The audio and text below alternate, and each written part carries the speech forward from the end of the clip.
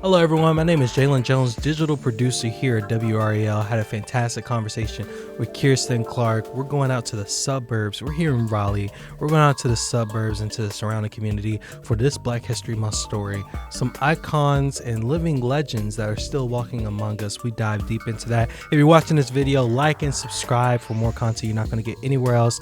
Listening to this on podcasts, rate us, review us, leave us 5 stars. We love to hear from you. Drop something in the comments and let us know what you think. Hopefully you guys enjoy this story. Very impactful, historic story. Hello everyone, I'm here with Kirsten Clark. Really excited about this story. Another Black History Month story that you're bringing to the table. We're not focusing on Raleigh, but we're focusing on the suburbs a little bit.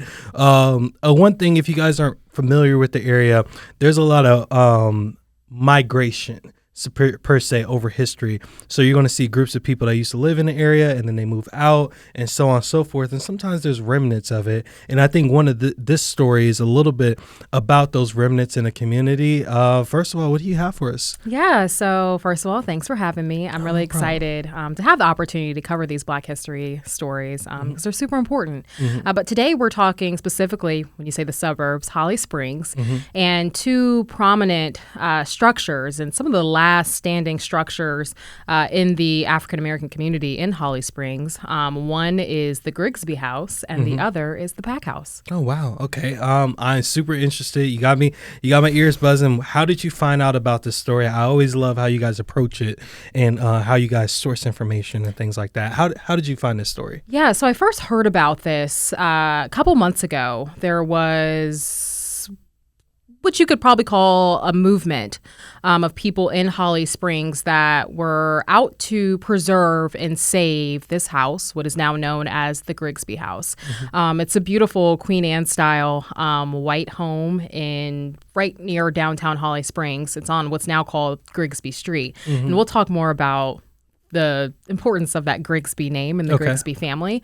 But it's named for the couple and the family that once owned the home. And it's just sitting empty and has been for decades at this point. And you can tell the house is really deteriorated. It's overgrown. And so there's people in the community that just didn't want to see this house either dwindle away, be torn down, because it is up for sale. And so again, just the community out to save and preserve this house. It's a really big part of Black history in Holly Springs. So I first heard about it then. There was like a GoFundMe page at that point, and that just piqued my interest into the Grigsby house. And then from that point, I learned more about the Grigsby family, and that's how I learned about the Pack house. And just Black history as a whole in Holly Springs. It all started with that movement to preserve the Grigsby house. Oh, wow. So, I mean, let's keep the story rolling. Talk to me about these families. They sound interesting. Also, it's like, kind of a relic in time, a little bit of a time machine going back and forth with this. So tell me about the families. Tell me what you found. Yeah. So let's go back in time. Yeah. So the Grigsby family, very prominent Black family once upon a time in Holly Springs. You have to kind of think about these times when we're talking the early 1900s. And I mean, their lineage obviously goes much further than that, but we'll just start there in the early 1900s.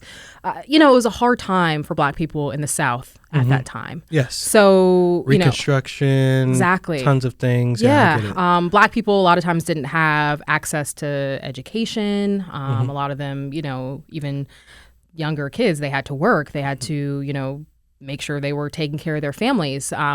But you had the Grigsby family, and specifically we'll talk about a couple, George Grigsby Sr. and his wife Gladys Stinson Grigsby, just a prominent Black family. They had a son, George Grigsby George Grigsby Jr., and he was actually one of the first Black graduates of UNC Med School. Oh, wow. Yeah, okay. But the parents, just both educated, both teachers, just known for dressing well, for owning property. Again, these are things that are unheard of for Black people in the South during that time. Okay, so a new standard. Yes, but the Grigsby family, the Grigsby couple, were known as that prominent couple in Holly Springs. But I think it's important to know, and I heard this from everyone that I spoke to when telling this story, is that they weren't just this prominent couple who dressed well and owned nice things and had money and were educated, but they were really big about pouring into their community.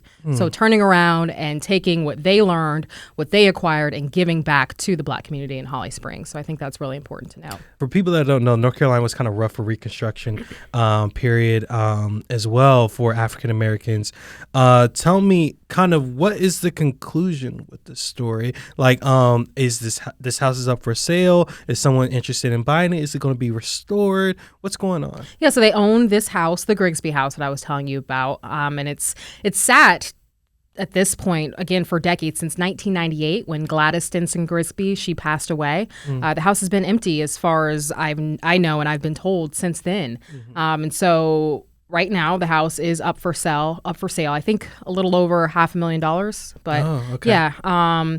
And so it's just kind of up in the air about who's going to buy it and what they're going to do with it. And so in speaking to some folks, specifically for this story, I spoke with a man named George Kimball. He is a Holly Springs native, somewhat of a local historian, if you will, who knew the Grigsby family, who grew up with, in this thriving Black community in Holly Springs and has just watched it changed over time. Another person I spoke with, his name was Furman Beckwith. I think he moved to Holly Springs when he was very young, but also knew the Grigsbys. He worked for Mrs. Grigsby at the Pack House, which we'll talk about. Okay. But the Grigsby house, again, it's empty. You can tell it's just not what it used to be, but it's one of those things that if taken care of, if whoever buys it, if they want to preserve it, want to save it, that piece of history can continue on in Holly Springs. And again, is one of the longest standing and last standing structures representative of Holly Springs Black history. People want to keep this in the community. And so, just this fight and effort to preserve it and continue telling its story and how important it once was. Well, we're talking about a little bit of history lesson of Black excellence, and I'm definitely going to be thinking of the Grigsby house and the Grigsby family when I am building my family of my own, and I want to approach it that way as well. So talk to me about this other house, the Pack House. Like, what's going on with there? Are they down the street? They around the corner? Where are they at? So Pack House is right down the street. Right down the street. And insert Grigsby family once again. Okay. George Grigsby Sr. built the Pack House. So the Grigsby house was built, I was told, around the 1900s, and it was actually previously owned by Gladys Stinson Grigsby's mother. Okay. And then the Grigsby couple and family moved into it and kept it in their lineage. But going to the Pack House, George Grigsby Sr. built it around the 1950s, and it's called the Pack House, but it's a house and a lot more things. So no wolf pack? No wolf pack. No wolf pack. No wolf pack. And it actually got its name, the Pack House, and Mr. Kimball told me this because someone said it literally looks like a pack house, like a packing house. Oh, okay. Back in the day, and so they just called it the Pack House. Okay. But inside the Pack House were apartments. You had a dance floor. You had a store. Later on, they added on a pool hall. So the Pack House literally served as a little bit of everything. Okay. But the one thing that it was a nucleus for the Black community in Holly Springs and in surrounding areas.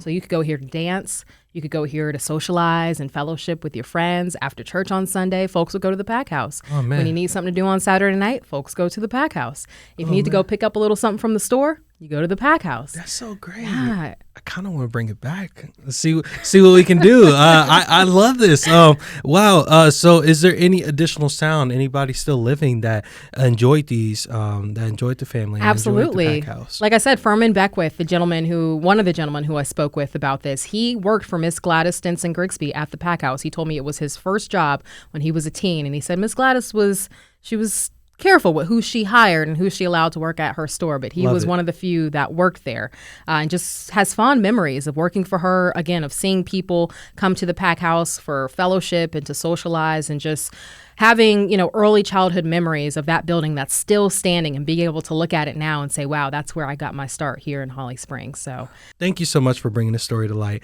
Thank you for covering this history and, this instrumental to the whole entire community. Thank you so much for this. And is there anything else missing on this reporting? No, I just want to say thank you for having me. And again, these structures, these buildings, these people, they're keeping history alive. And it just shows how important, although things have changed a lot in our communities, it's important to remember the way things once were and where we've come from. And I think that's super important. So very excited to people to see and hear more about the Grigsby House and the Pack House. Well, definitely follow Kirsten Clark on her socials. You can find this reporting on WRAL.com, and hopefully you guys enjoy the story. Yeah.